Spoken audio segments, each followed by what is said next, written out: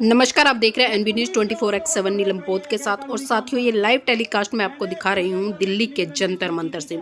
जी हां, आज जिस तरह से बहुजन मुक्ति मोर्चा बैनर के तले आज विशाल ईवीएम बैन करो आंदोलन हो रहा है। आप देख सकते हैं मंच पर तमाम बहुजन नेता विराजमान हैं और आज इन्हीं के नेतृत्व में ये आंदोलन बहुत जोर शोर से हो रहा है और देश के कोने कोने से यहाँ पर लोग चलकर आए हैं। अब देखते हैं कि आखिर सुप्रीम कोर्ट, चुनाव आयोग या सरकार इस दिशा में क्या कदम लेती है। क्या बहुजनों के आंदोलन इस तरह से होते रहेंगे या इस आंदोलन में उन्हें सफलता मिलेंगी। तो इस वीडियो को साथियों ज़्यादा से ज़्यादा शेयर करें, लाइक करें और कमेंट के माध्यम से बताएं क्या आप लोग चाहते हैं कि भारत देश में ईवीएम बैन हो और बैलेट पेपर से चुनाव हो। पुलिस के माध्यम से और ईवीएम को खत्म कर दो, पेपर बैलेट से चुनाव कराओ। ये देश की जनता का आह्वान है, देश की जनता का आदेश है। किसी नौकर की, किसी बेईमान नौकर की, किसी प्रधानमंत्री जो बेईमान नौकर हो चुके हैं, किसी होम मिनिस्टर की जो बेईमान नौकर हो चुके हैं, किसी सुप्रीम कोर्ट के जज की अगर वो ईमानदारी से फैसला नहीं करते, किसी चुनाव आयोग की जो बेईमान नौकर हो चुके हैं, उनकी ताकत, औकात और हिम्मत नहीं है कि पेपर बैलेट से चुनाव ना करने दे, ईवीएम से चुनाव कराने की जरूरत करे। ये ऐलान करते हैं हम देश की जनता की तरफ से। दूसरी और आखिरी बात, ईवीएम के खिलाफ हम भारत के संविधान और कानून के माध्यम से हम अपने खून से आसमान पर ईवीएम से आजादी लिख देंगे, क्रांति लिख देंगे। चुनाव सिर्फ पेपर बैलेट से होंगे और अपने खून से आसमान पर पेपर बैलेट लिख देंगे। जय भीम, जय संविधान, जय भारत।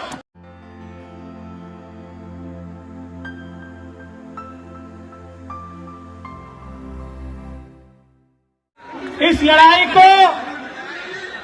आज से बहुत साल पहले, ईवीएम की लड़ाई को बामन मेश्राम साहब ने शुरू किया था। सुप्रीम कोर्ट से लेकर अलग अलग हाई कोर्ट्स में शुरू किया था। हम लोगों का तब भी, जबकि मैं सुप्रीम कोर्ट में प्रैक्टिस करता हूं, ये मानना था कि सुप्रीम कोर्ट आरएसएस के दबाव में है, बीजेपी के दबाव में है। सुप्रीम कोर्ट से फैसला तभी आ सकता है जब सुप्रीम कोर्ट से बड़ी अदालत, जो कि जनता की अदालत है, वो सड़कों पे आके ये फैसला कराए कि सुप्रीम कोर्ट के जज, जो जनता के नौकर हैं, वो जनता की आवाज पे वही फैसला करें जो पूरी दुनिया के सभी संवैधानिक कोर्टों ने ये कहा है कि ईवीएम एक धोखा है। चुनाव सिर्फ और सिर्फ पेपर बैलेट से होने चाहिए। ये फैसला जनता की अदालत ने तय किया, यही फैसला सुप्रीम कोर्ट को भी जल्दी से जल्दी करना चाहिए। आज धारा 144 के बावजूद, सारे दिल्ली के बॉर्डर्स पे पुलिस के बावजूद, ये जो लाखों लोगों का जन सैलाब आया है देश के मालिकों का, ये इस बात को दिखाता है कि इस बार चुनाव और इसके बाद हर बार चुनाव ईवीएम से नहीं, पेपर बैलेट से होंगे। हम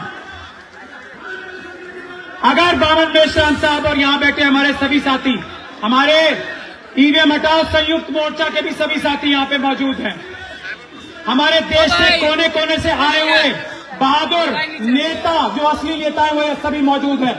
अगर वो आप आज ऐलान करते हो तो चुनाव आयोग के ऊपर आज ही ताला लगा दिया जाएगा, अगर वो पेपर बैलेट से चुनाव कराने के लिए तैयार नहीं होता। देश के हरेक चुनाव आयोग के ऑफिस के बाहर ताला लगा दिया जाएगा, हर एक गोदाम के बाद ताला लगा दिया जाएगा। ये संवैधानिक काम होगा, ये गैर संवैधानिक नहीं। मैं एक बात ये कहना चाहता हूं कि ये पुलिस जो आप लोगों को रोक रही है, ये गैर कानूनी काम कर रही है। मैंने पहले बोलने की निवेदन भी इसलिए की थी कि आज इस तरह के प्रोग्राम्स को रोकने की पुलिस के पास कोई कानूनी ताकत नहीं है। आज वही केस एक हाईकोर्ट में लगा हुआ है, मुझे यहां से वहीं जाना है। पुलिस ये अपराध करती है अगर आप लोगों को यह रोकती है, ये मैं बताना चाहता हूं। और वकीलों की जिम्मेदारी है ये कि वो ढाल बन के आप लोगों के आगे खड़े हो। अगर पुलिस कोई गैर कानूनी काम आपके साथ करती है, हम वकील ये वादा करते हैं कि आपकी ढाल बन के देश के मालिकों, देश की जनता के सामने खड़े रहेंगे किसकी मजाल है जो देश की जनता को उंगली लगा ले? किस मोदी सरकार की, किस अमित शाह साहब की हिम्मत है कि हमारी देश की जनता को पुलिस के माध्यम से एक उंगली लगा दे? हम देखेंगे। ये बात आप समझ लीजिए अच्छी से, कानून में कोई प्रावधान ऐसा नहीं है जिससे ये कहा जा सके। मैं सभी लोगों से गुजारिश करता हूं, रिप्रेजेंटेशन ऑफ पीपल्स एक्ट का धारा 61A ध्यान से पढ़ लें। उसमें यह साफ लिखा हुआ है कि मतदान पेपर बैलेट से होंगे। हाँ, ईवीएम से भी चुनाव हो सकते हैं, ऐसा कहीं नहीं है कि ईवीएम से ही चुनाव हो सकते हैं। तो यह बहुत बड़ा झूठ आप सब लोगों के सामने लाया जा रहा है कि कानून में परिवर्तन करना पड़ेगा। किसी कानून में कोई परिवर्तन नहीं करना पड़ेगा। पेपर बैलेट से चुनाव होना भारत के संविधान में ही नहीं, भारत के कानून में जो पार्लियामेंट ने पास किया है, धारा 61A, मैं सब लोगों को बता रहा हूं, ध्यान से पढ़ें। एक बात ये, दूसरी बात ये, हम इस बात का ओपन चैलेंज कर चुके हैं, आज तक कोई सामने नहीं आया। बावन मेश्राम साहब ने भी 20 बार किया। चुनाव पेपर बैलेट से जल्दी होता है। इस चैलेंज के सामने आज तक मोदी सरकार का कोई नहीं आया हमारे सामने। चुनाव सस्ता पेपर बैलेट से होता है, चुनाव सुरक्षित पेपर बैलेट से होता है। इसका कोई जवाब किसी के पास नहीं है। ईवीएम धोखा ही धोखा है।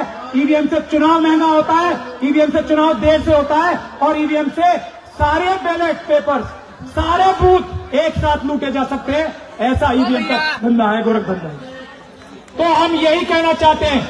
हमारी एक छोटी बहन डॉक्टर ऋतु भी एक लड़ाई लड़ रही है यूनिवर्सिटीज में। मैं ये चाहता हूं बावन मेश्राम साहब से भी और आप सब से भी, यूनिवर्सिटीज में भी ये ईवीएम की लड़ाई बुलंद होनी चाहिए।